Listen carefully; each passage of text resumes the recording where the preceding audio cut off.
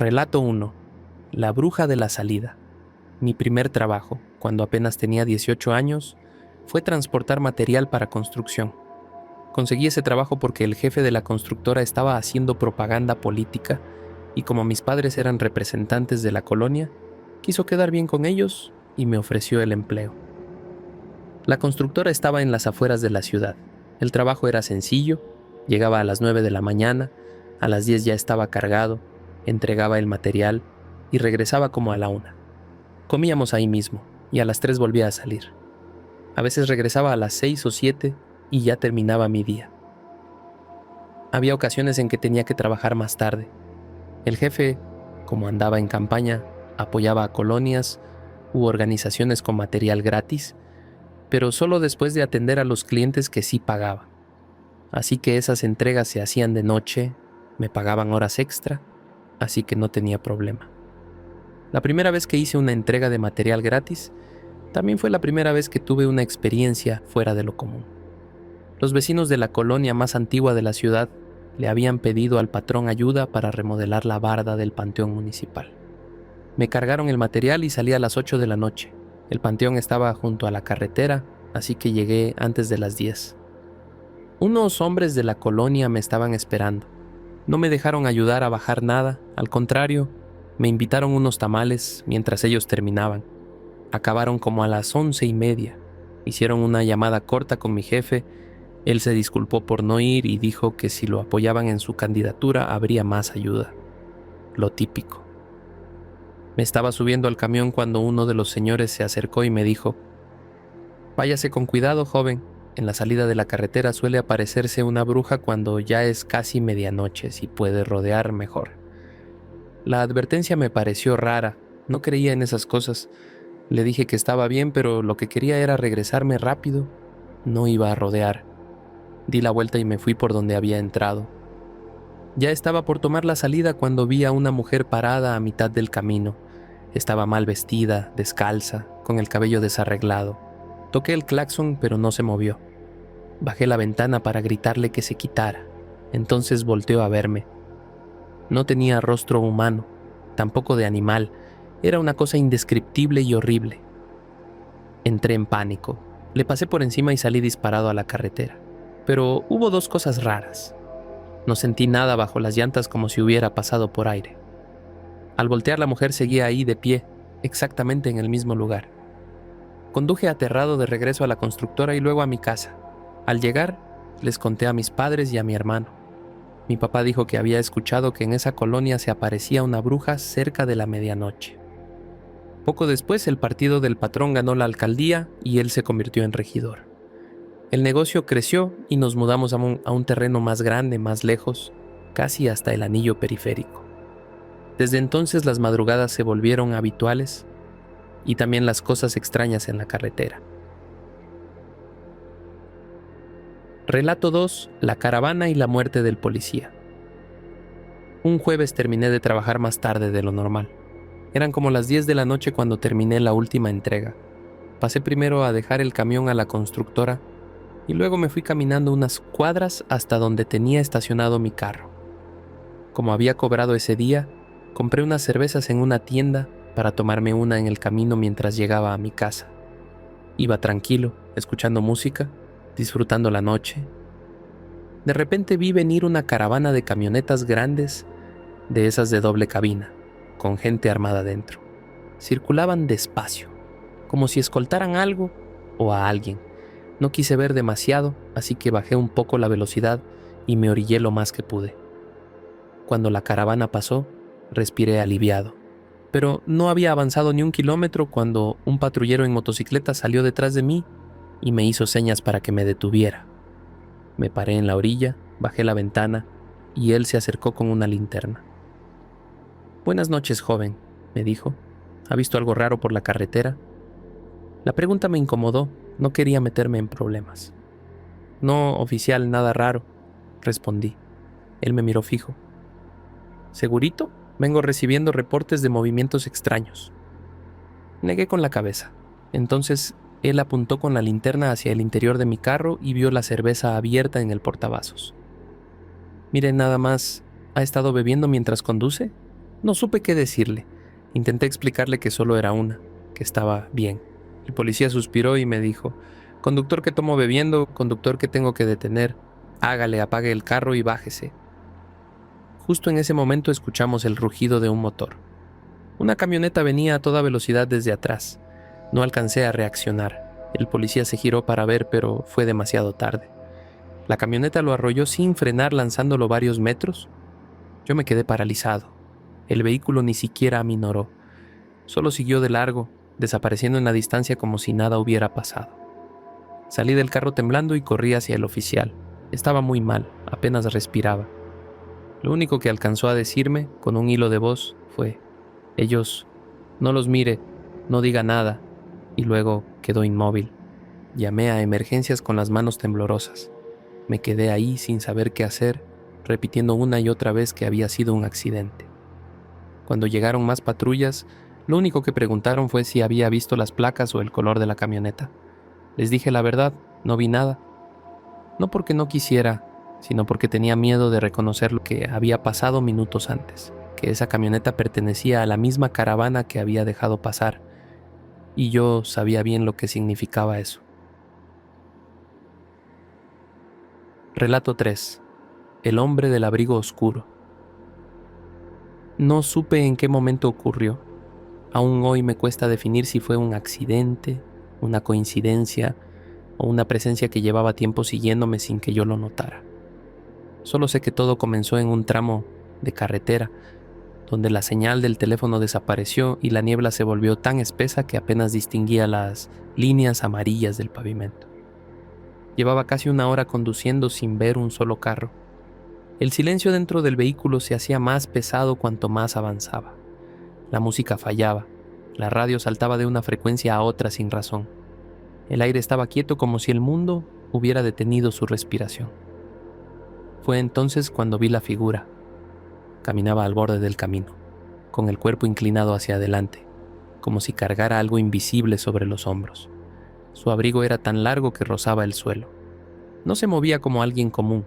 Parecía avanzar siguiendo un pulso irregular, un ritmo que no pertenecía a este mundo. Lo pasé de largo, pero mientras lo hacía, sentí la necesidad absurda de mirar por el retrovisor. No debía hacerlo. El hombre ya no estaba a un lado de la carretera, ahora estaba en el centro de espaldas, mirando directamente hacia mi carro, aunque su cabeza no se había movido. No escuché pasos, ni sintonía, ni crujidos de grava. Solo apareció allí, como si el espacio lo hubiese expulsado. Me apresuré. Era instintivo, como si mis manos actuaran por mí. El motor rugió y avancé más rápido, tratando de dejarlo atrás. No sé cuánto tiempo conduje con esa sensación quemándome la nuca. Tal vez minutos, tal vez kilómetros, pero esa certeza nunca desapareció. Él seguía ahí sin importar cuánta distancia pusiera entre nosotros. La niebla se volvió más densa. El parabrisas capturó figuras que no eran figuras, sombras sueltas que se movían como animales al acecho. Para entonces, mi respiración era un eco dentro del carro. Me repetía que solo era cansancio, que la carretera podía jugarme trucos visuales. Pero entonces, mientras tomaba una curva, lo vi otra vez. Esta vez estaba justo a la orilla, tan cerca que casi podía rozar mi ventana. No debería haber sido posible. Nadie puede adelantarte por un camino donde no hay atajos. Razón por la cual me negué a mirar hacia mi izquierda. Ni siquiera parpadeé. Apreté los dientes y seguí. Un golpe seco sonó detrás. Me estremecí. Pensé que tal vez una rama, una piedra, un animal, cualquier cosa. Pero evitaba voltear. Algo dentro de mí sabía que ese sonido había sido deliberado, como si alguien tocara la carrocería solo para asegurarse de que lo escuchara. El segundo golpe fue más fuerte, y luego un tercero más cerca, como si estuviera justo contra la ventana trasera. Al fin cedí. Miré por el espejo interior. No había nadie. El asiento trasero estaba vacío, pero el cristal mostraba algo que no había visto antes. Una marca como una mano apoyada, los dedos largos, más largos de lo humano, trazados con una sustancia oscura que no quería identificar. La carretera parecía estrecharse, como si cada metro se encogiera para atraparme dentro de algún lugar que no existía en los mapas. Cuando pensé en detenerme, cuando mis dedos tocaron la palanca de luces para buscar un sitio donde orillarme, escuché algo peor que cualquier golpe. Una respiración. No era mía. No venía de afuera. Venía del asiento justo detrás de mí. No giré. No quería saber. No necesitaba verlo para entender que el hombre del abrigo oscuro ya estaba dentro del vehículo. Lo único que hice fue acelerar, sin dirección, sin plan, sin pensar. La carretera se volvió un túnel negro y la niebla un muro que tragaba todo. El sonido detrás se hizo más cercano, como si alguien se inclinara hacia adelante, curioso por lo que haría después. No puedo explicar cómo salí de ahí. Un destello de luz apareció de pronto, una estación vieja, iluminada por un único bombillo. Frené de golpe, casi derrapé, y abrí la puerta sin mirar atrás. Corrí, no escuché pasos siguiéndome, no sentí manos sobre mí. Pero mientras más avanzaba hacia la luz, más seguro estaba de que esa cosa no necesitaba perseguirme. Ya sabía dónde encontrarme, porque cuando regresé al carro con los trabajadores de la estación, no había marcas, ni huellas, ni señales de que alguien hubiese estado conmigo. Solo una cosa había cambiado. El asiento trasero estaba tibio, como si alguien hubiese estado sentado allí hacía apenas unos segundos. Relato 4. Las luces que nunca parpadean. Hay carreteras que parecen normales durante el día, tan tranquilas que uno podría creer que nada malo podría ocurrir en ellas, pero cuando cae la noche, algunas muestran su verdadero rostro. La ruta donde me ocurrió esto no tenía nombre en los mapas recientes. Era un desvío angosto, rodeado de árboles altos, que formaban un corredor oscuro sobre el asfalto.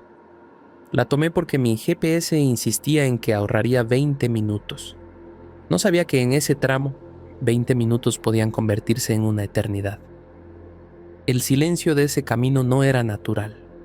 No había grillos, no se escuchaban hojas moviéndose, ni siquiera el viento. El mundo entero parecía mantener la boca cerrada. Después de unos kilómetros, noté unas luces a lo lejos. 2 puntos blancos, estáticos, como si otro vehículo viniera en mi dirección, pero no se movían. Permanecían suspendidos en la oscuridad, sin aumentar ni disminuir su tamaño.